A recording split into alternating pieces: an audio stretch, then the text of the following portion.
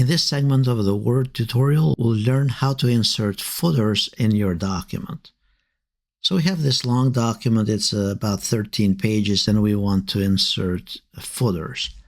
To insert a footer, click on Insert, and then select the option for footer. Click on the drop-down next to the footer icon, and then select the type of footer that you prefer. In this case, I want to pick the option for page 1 of so many, and I'll click on this particular design, and now it says page 1 of 12, and page 3 of 12, and so on. Once you are in footer mode, you can change or utilize additional options from the header and footer area, and even pick different footers for odd and even pages, and also that the first page is a different page so that the footer does not show up on the first page of your document. If you prefer to align this to the right, go under the Home tab and then select